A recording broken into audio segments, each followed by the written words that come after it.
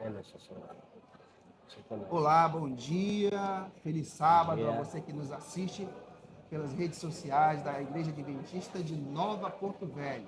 Nós vamos agora iniciar a recapitulação da lição da Escola Sabatina, que tem como título desse trimestre Vida, Morte e Eternidade. E nós chegamos nessa semana na lição de número 8.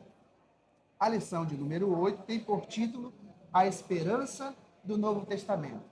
E aqui do meu lado está meu amigo pastor Alcides, que vai nos auxiliar aqui na recapitulação da lição da Escola Sabatina. Pastor Alcides é o novo departamental de Publicações e Espírito de Profecia da Associação Norte de Rondônia e Acre. Vou dar aqui a palavra para que ele possa falar aqui mais um pouco e na seguida nós vamos orar para iniciar aqui a recapitulação da lição da Escola Sabatina. Muito bem, queridos, bom dia, feliz sábado. É muito bom poder estar aqui nessa manhã com você. Está aí no sofá de casa, na cadeira, né, está preparado para a nossa recapitulação. É muito bom e eu espero que o Espírito de Deus nos conduza nesse trabalho, né, nos conduza nesse culto, nos conduza no estudo da sua palavra, que possamos entendê-la e que possamos de fato praticá-la em nome de Jesus, tá bom? Amigo Emerson, então vamos fazer o seguinte, vamos orar, vamos buscar o Espírito do Senhor, né, na condução do nosso estudo da palavra do Senhor nessa manhã. Pode ser? Oremos. Querido e bom Deus, muitíssimo obrigado, Senhor, pela vida, obrigado pela oportunidade, porque estamos agora com a Tua palavra aberta, queremos estudá-la, queremos, ó Deus, em nome de Jesus, compreendê-la e ajuda-nos com o poder do Teu Espírito Santo a praticá-la. Nós oramos em nome de Jesus. Amém. Amém. Muito bem, vamos então iniciar aqui a recapitulação da lição da Escola Sabatina. Na introdução, nós temos aí o verso para memorizar que se encontra em 1 João capítulo 5, os versos 11 e 12. Você que está em casa pode pegar a sua Bíblia. Se você não tem a lição, pegue sua Bíblia e vai nos acompanhando aí com a Bíblia. O verso para memorizar em 1 João capítulo 5, verso 11 e 12. E o texto diz o seguinte: o testemunho é este, que Deus nos deu a vida eterna, e esta vida está no seu Filho. Quem tem o Filho, tem a vida. Quem não tem o Filho de Deus, não tem a vida. Ok, agora vamos pensar no tema da lição, a esperança do Novo Testamento. Aí fica a pergunta, qual é a nossa esperança? Em quem nós devemos depositar toda a nossa esperança, pastor Alcides? Amigo Emerson, a esperança, obviamente, tem que estar pautada em Cristo, pela vida que ele viveu e, obviamente, pela morte que ele teve e a sua ressurreição. Para todos os escritores da palavra de Deus, e principalmente do Novo Testamento, que é o que nós estamos estudando, a ressurreição, a esperança na ressurreição de Cristo, não era só uma novidade. E não somente para eles também, mas para todos os patriarcas, todos os profetas.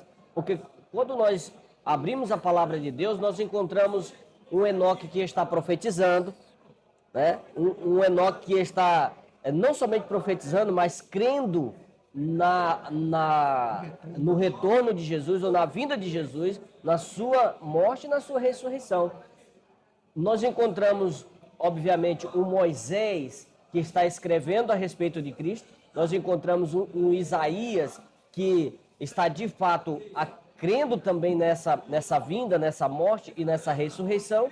E nós encontramos um Abraão, que quando entrega o seu filho em sacrifício, ele acredita que, mesmo que Isaac seja morto, mas Deus tem a capacidade de ressuscitá-lo.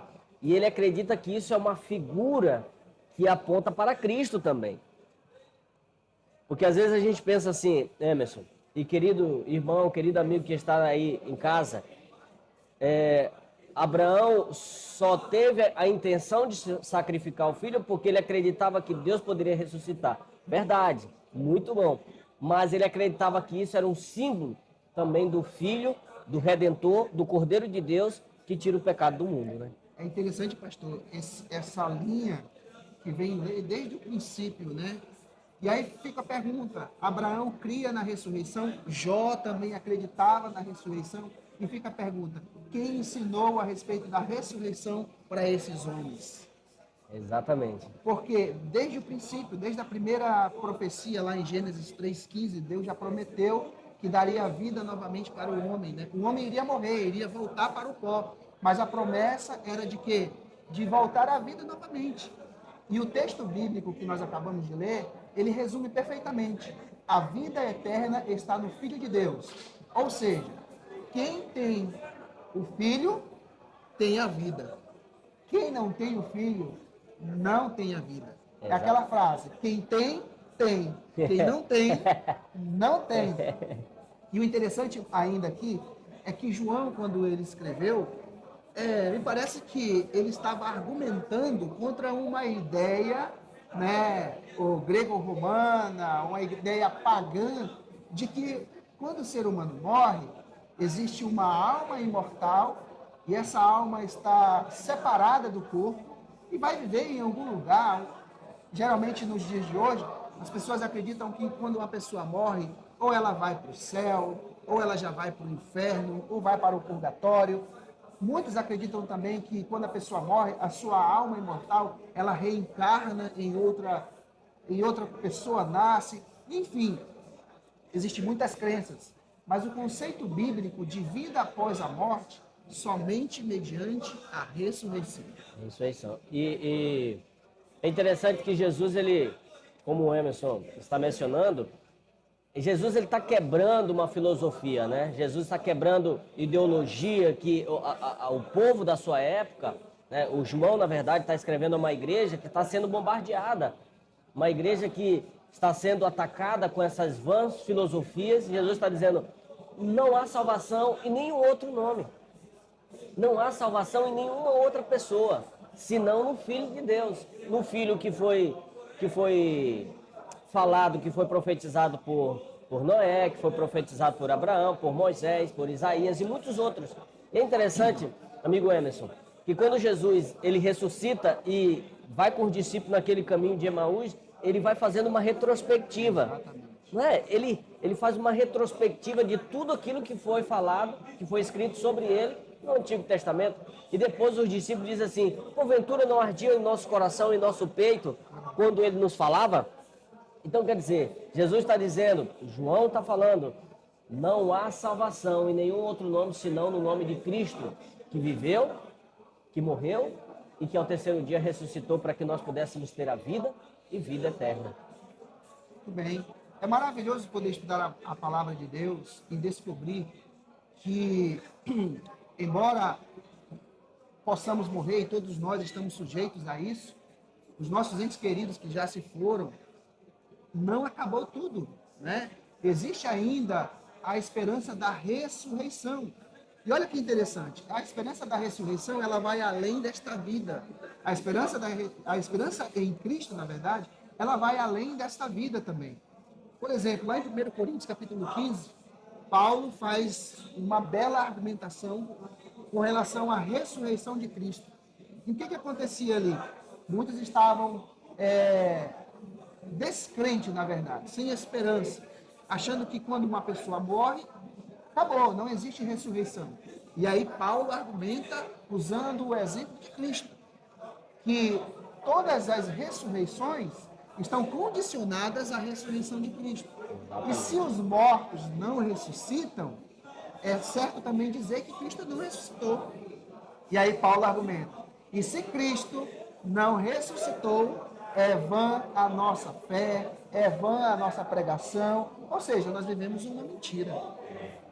Mas será que é isso mesmo que a Bíblia fala? Será que nós vivemos uma mentira? Não, o apóstolo Paulo argumenta que Cristo, ele é a primícia dos que dormem, ele tem a primazia e através da ressurreição dele, todos aqueles que morreram em Cristo poderão também ressuscitar. Exatamente. É interessante que em outra passagem o apóstolo Paulo diz que se a nossa esperança se limita apenas a essa terra, apenas a esse mundo, nós somos os mais infelizes de todos. Porque ele está dizendo assim, a nossa esperança não está em Cristo. Se não está em Cristo, está apenas nessa terra que é passageira, Porque daqui a pouco nós vamos morrer. Vai chegar um dia para todos. Mas essa não é a única certeza que nós temos. A morte não é a única certeza. Mas nós temos uma certeza também que nós vamos ressuscitar em Cristo. E o Emerson, meu amigo Emerson já falou muito bem, irmão. Nós só temos essa esperança porque um dia ele ressuscitou primeiro. Você já parou para pensar? Se não houvesse essa esperança, se não houvesse esse sacrifício, a esperança na ressurreição de Cristo é o que nos motiva. Em saber que um dia nós ressuscitaremos e estaremos eternamente com o nosso Deus. A esperança da ressurreição precisa também nos mover, precisa nos conduzir, fazer com que possamos avançar na nossa caminhada cristã, irmão Emerson. Pastor Alcides, eu gosto muito desse verso que você mencionou, é 1 Coríntios 15, 19. Exatamente. Quando Paulo ele conclui dizendo, olha, se a nossa esperança em Cristo, veja bem, é uma esperança em Cristo que pode ser limitada. Exatamente. Mas ser limitada aonde? Nesta vida, com as coisas deste mundo, desta vida. E se nós limitarmos essa esperança em Cristo nas coisas desta vida, nós seremos infelizes, né? E Paulo ainda argumenta dizendo, olha, se Cristo não ressuscitou, também todos aqueles que morreram na fé, morreram em Cristo, pereceram. E interessante, essa frase de Paulo, ela quebra totalmente a ideia de que uma pessoa quando morre já está desfrutando da vida eterna. A sua alma está desfrutando da vida eterna. Não, Paulo está dizendo, aquele que morreu em Cristo, e se Cristo não ressuscitou, ele pereceu. Imagina só se Cristo não ressuscitasse. Se não houvesse a ressurreição de Cristo de fato, todos nós estaríamos perdidos para sempre. Mas Cristo, ele fez uma promessa, né, pastor? Exatamente. Ele não somente falou que todos aqueles que morreram em Cristo iriam ressuscitar. Ele fez uma promessa. E a promessa está lá em João capítulo 14, dos versos 1 a 3, que é aquela famosa promessa, quando Cristo disse, e ele prometeu aos seus discípulos, né? Não se turbe o vosso coração, credes em Deus, credes também em mim. Na casa de meu pai há muitas moradas, e eu vou preparar lugar. E quando eu for e vos preparar lugar, eu voltarei, eu virei e receberei vocês para mim mesmo. Que promessa, né, pastor? Promessa. É interessante porque nós encontramos algo fenomenal na trajetória de Cristo. Cristo, ele vem, ele faz todas as maravilhas que faz, ele vive uma vida santa, sem pecado, ele morre, ele ressuscita, mas o propósito da salvação de Jesus não acaba aqui. Ele não vem somente viver, morrer e ressuscitar, mas ele deixa uma promessa que vai além. E a promessa é qual? Eu virei outra vez. Jesus está dizendo assim, eu já paguei o preço que você, que eu, que nós deveríamos pagar, que era o preço o salário do pecado é a morte. Jesus está dizendo assim, eu já paguei esse salário. Você não tinha como pagar, você não tinha como, não tinha condições financeiras, né, espirituais para pagar, mas eu paguei.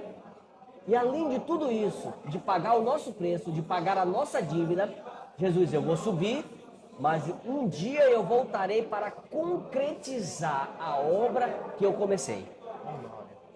E vale ressaltar aqui, pastor, o interessante. Cristo fez essa promessa linda, maravilhosa, mas já se passaram 2000 anos e ele ainda não voltou. E muitos, já no tempo de Pedro, muitos já julgavam, nos tempos dos apóstolos, muitos já julgavam a volta de Jesus demorada, a vinda dele demorada. E muitas pessoas hoje também, poxa, mas já fazem 2000 anos, ele prometeu e não voltou. Olha, vou falar uma coisa interessante. Ninguém espera a volta de Jesus há mais de 2000 anos. Ninguém. Porque nós esperamos a volta de Jesus durante o tempo de vida que nós temos. Se alguém viveu 20 anos, morreu, esse foi o período de tempo que ele esperou Jesus. 50, 60, 100. Por quê? Porque após a morte, a volta de Jesus é como se fosse uma fração de segundos. Ou seja, depois da morte não existe um período cronológico de tempo. A pessoa que morreu, dormiu. E quando ele retornar, quando ele ressuscitar, será como assim, ó, um abrir e fechar de olhos. Interessante, né? Então, nós precisamos confiar e crer na volta de Jesus enquanto estamos vivos.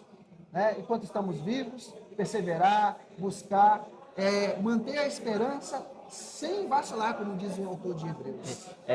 Amigo Emerson, você falou uma coisa interessante, eu quero trazer pelo menos 3 pontos aqui sobre essa espera, esse preparo e, obviamente, essa promessa de Jesus voltar, porque de que Jesus vai voltar nós não temos dúvidas.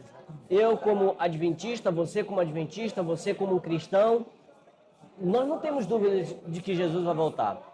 Mas talvez a grande questão aqui é como eu estou para esse grande dia, para esse grande evento.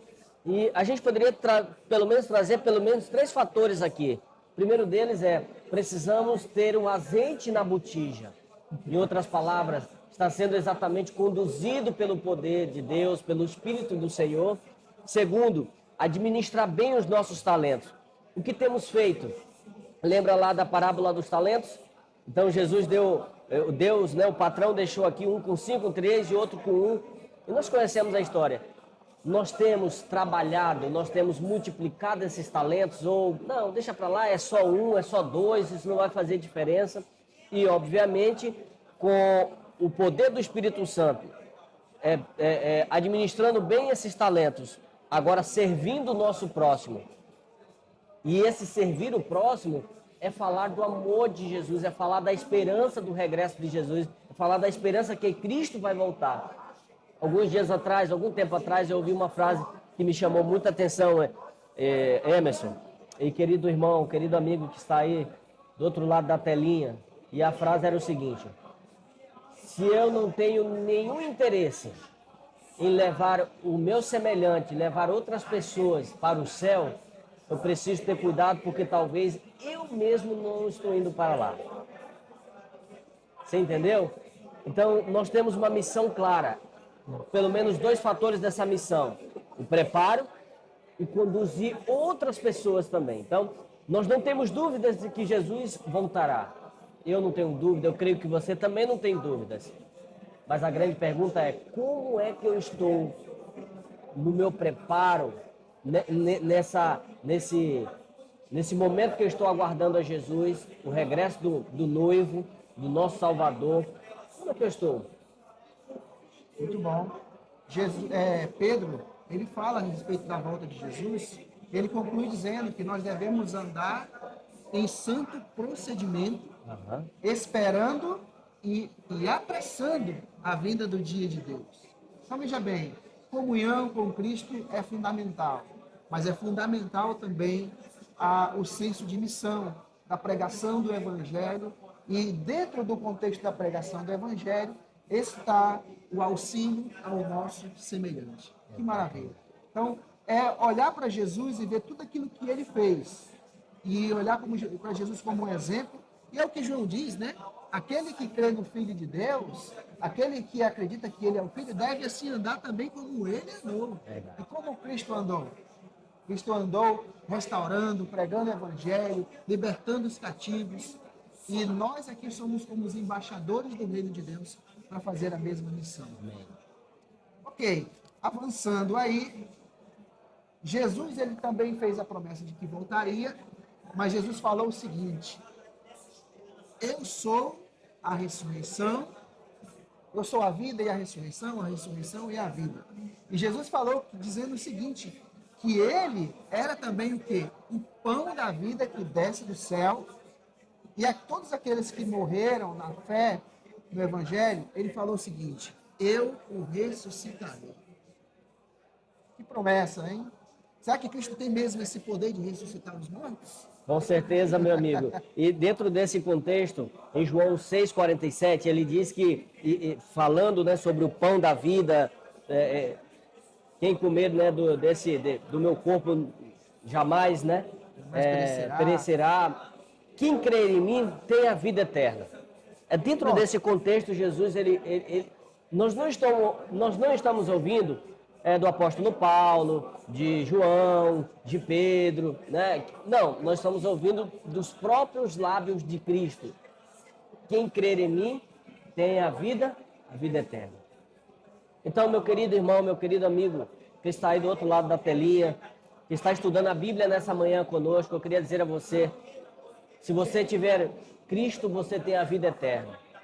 Pastor, isso quer dizer que eu não vou morrer? É até capaz, ou é até possível, porque todos nós, enquanto estivermos aqui nesse mundo de pecado, a morte é uma realidade para nós.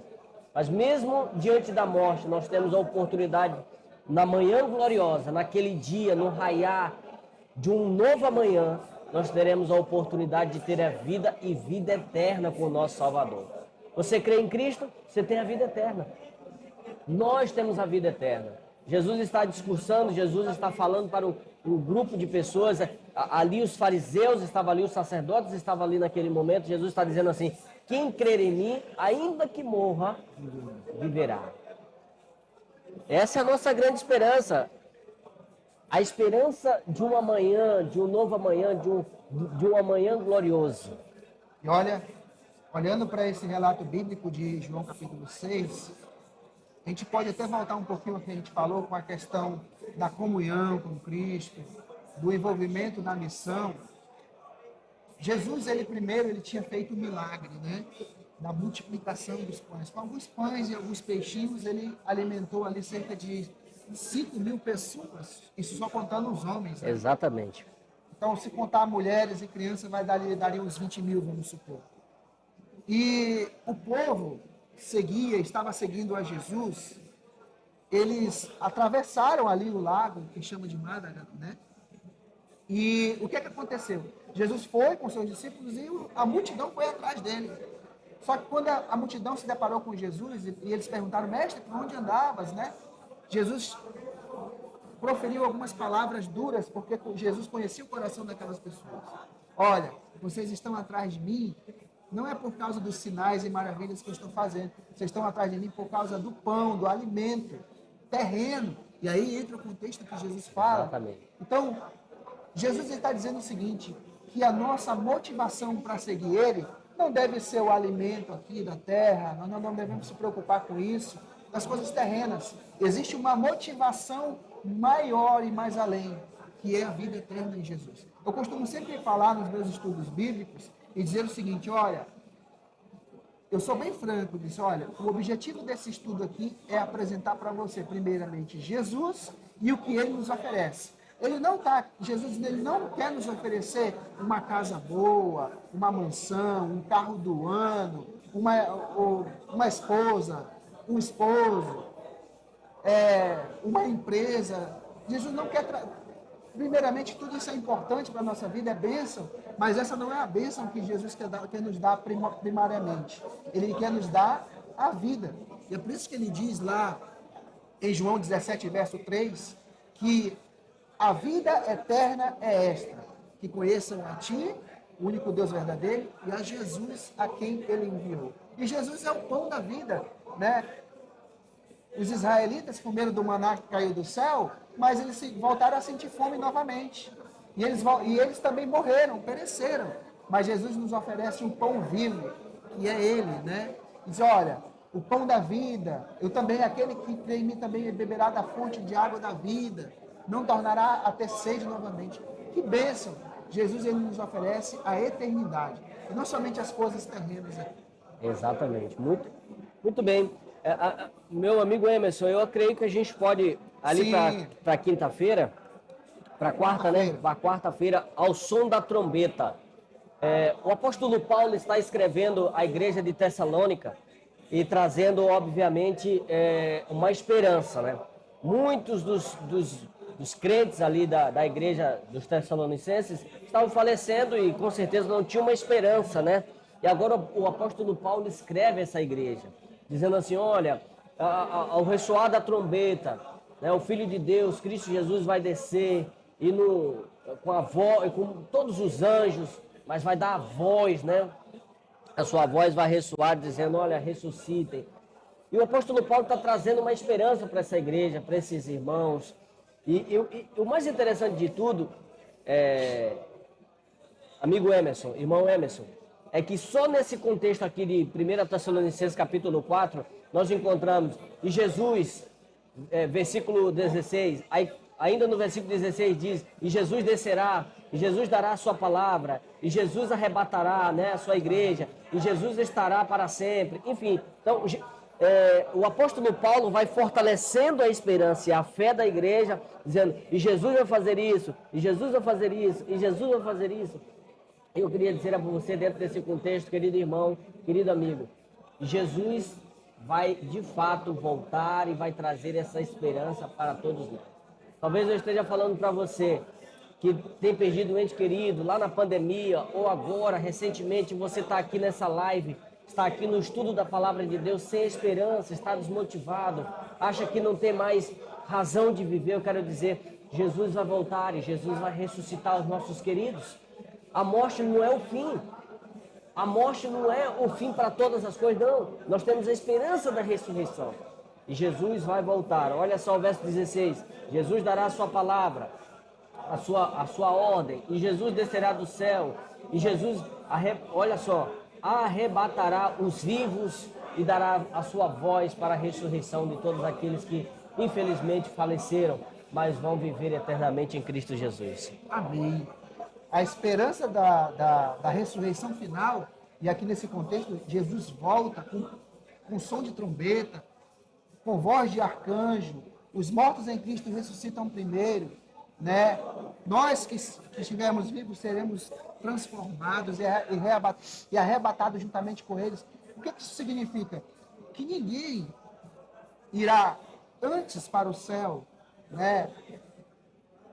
Ou seja, nem os mortos precederão os vivos e nem os vivos precederão os mortos. Por isso que haverá uma ressurreição. Agora, o que vale ressaltar aqui, pastor Alcides, é o seguinte, é que esses textos, eles revelam algo muito profundo. A esperança que devemos ter com as pessoas, com relação àquelas pessoas que morreram, não é que elas morreram e já estão no céu. Não é que elas morreram e já estão desfrutando da glória. Porque se essa fosse a esperança, Paulo teria mencionado aqui. Mencionado para os Tessalonicenses. Olha, vocês não fiquem tristes, porque aqueles que morreram já estão com Deus, já estão no paraíso, então não se preocupe com isso. Não. Ele falou o seguinte, olha, não desanimem, porque os que morreram em Cristo vão ressuscitar. Então, querido irmão, vida após a morte, só mediante a ressurreição em Cristo Jesus. Então, Paulo argumenta perfeitamente. Para que os mortos voltem à vida, Jesus precisa voltar com poder e grande glória, com o som de trombeta. Não haverá um arrebatamento secreto ou a vinda de Jesus secreta. Exato. Será visível, poderosa, audível. Todo olho também o verá. Amém. Isso é maravilhoso. Bendito seja Deus, né? Essa é a nossa esperança. Nós já repetimos muito, já falamos muito aqui sobre esperança. E, de fato, nós não temos outra esperança. Essa é a esperança que nos move. Primeiro, é a gratidão ao que Cristo fez, a sua vida, a sua morte, a sua ressurreição, e a esperança de que um dia Ele vai voltar. Já parou para pensar, amigo Emerson? Jesus fez todo o sacrifício que fez, mas se nós nunca tivéssemos a esperança de que Ele voltaria, ou de que Ele vai voltar para nos buscar, Ele pagou o preço. Mas pagou a dívida, mas Ele não volta para nos tirar do cativeiro. A esperança, com certeza, estava fadada ao fracasso. E é o que o apóstolo Paulo está dizendo, olha, a morte não é o fim, porque Cristo vai voltar um dia e Ele vai ressuscitar os entes queridos de vocês. O apóstolo Paulo está escrevendo à igreja de Tessalônica. E hoje o apóstolo Paulo está escrevendo a você que é a igreja dele. Você, irmão, você, amigo, que está aí sentadinho no sofá, você que está aí no carro, você que está aí na sala. Jesus está dizendo, essa esperança é para você também, independentemente de qualquer coisa. A esperança de uma manhã gloriosa. E quando Jesus voltar, com poder e grande glória, com alarido de trombeta, voz de arcanjo, olha, e vale ressaltar que Jesus falou, né, lá em João 5, 28 e 29, olha, haverá o dia em que os que estão nos túmulos ouvirão a minha voz e sairão. Exatamente. Aqueles que fizeram bem, para a ressurreição da vida. Os que fizeram mal, para a ressurreição do juízo. Exatamente. Mas existem duas ressurreições. A primeira, dos justos. E nessa primeira ressurreição haverá um grande encontro e um encontro eterno. Eu costumo dizer que esse será o maior de todos também os reencontros. É quando as famílias serão reunidas, famílias separadas pela morte, serão reunidas, amigos poderão se abraçar novamente, reencontrando. Só que agora, esse reencontro, pastor Alcides, não será como aqui, como essa carne mortal, pecaminosa. Não. Será como? Um corpo glorioso, transformado. Incorruptível, né? Incorruptível, imortal. É a promessa quando Paulo fala em 1 Coríntios 15, 51 a 55. E olha, quando Paulo fala, eis que vos digo um mistério. Que mistério é esse? Será que é um mistério que está oculto? Será que o mistério que ele está falando aqui está relacionado à volta de Jesus, porque vai ser um mistério para todo mundo? Lembra desses filmes aí que o nome é Deixados para Trás? E aí muitas pessoas irão desaparecer. Olha, você imagina só você pegando o Uber e o motorista fica só a roupa. E aí, existem filmes que retratam isso e as pessoas tomaram isso como verdade. Né? De que o povo de Deus vai subir como um súbito, vai ficar a roupa ali, um arrebatamento secreto, e as pessoas vão se perguntar onde é que está aqueles crentes do povo de Deus. Será que será dessa forma? Quando o apóstolo Paulo fala do mistério, ele está falando, na verdade, o mistério que ele está falando aqui é algo que está sendo revelado. E a revelação bíblica é o seguinte: nem todos nós dormiremos, mas transformados seremos todos. Que transformação seria essa, pastor César? É exatamente, nós temos a ressurreição, obviamente, né, dos justos, e nós temos a transformação daqueles que estiverem vivos, porque nem todos passarão pela morte. Obviamente que quando Jesus voltar em certa geração, aqueles justos vivos serão transformados também no abrir e fechar de olhos, como você já falou, Emerson, com corpos incorruptíveis, sem máculas, sem pecado, sem culpa, sem nada. E nós podemos encontrar isso lá em 1 Coríntios, capítulo 15, versículo 52. Você pode ler para a gente, por favor? Os vivos serão transformados. 1 Coríntios 15, 52. O que diz aí, Emerson? No momento, no abrir e fechar de olhos, ao ressoar da última trombeta, a trombeta soará, os mortos ressuscitarão incorruptíveis e nós seremos transformados. Vale ressaltar que o abrir e fechar de olhos não é um arrebatamento. Não, é interessante. O senhor estava mencionando já desde no início da nossa fala aqui na parte de quinta-feira sobre a questão do arrebatamento secreto. Arrebatamento secreto, nós não cremos e a Bíblia também não nos revela dessa maneira. Né? Uns vão ficar, outros vão subir aqui. Não, nós teremos, obviamente seremos arrebatados, né? Porque seremos levados às alturas, mas todo olho verá a volta de Cristo. Não há um arrebatamento secreto, mas aqueles vivos em Cristo serão justificados, serão transformados, serão, eu gosto de dizer, eu gosto de usar essa frase, né? Serão transformados de forma instantânea. Completamente. Sem o declínio ao pecado, né? Sem a vontade de pecar. E nós seremos transformados não somente de forma moral, não somente da questão do caráter, nem espiritual, mas também, não somente, mas também fisicamente. Né? Eu vou ler um texto bíblico aqui que vai responder a seguinte pergunta: qual corpo seremos transformados? Boa. Qual será o tipo de corpo que teremos nessa transformação?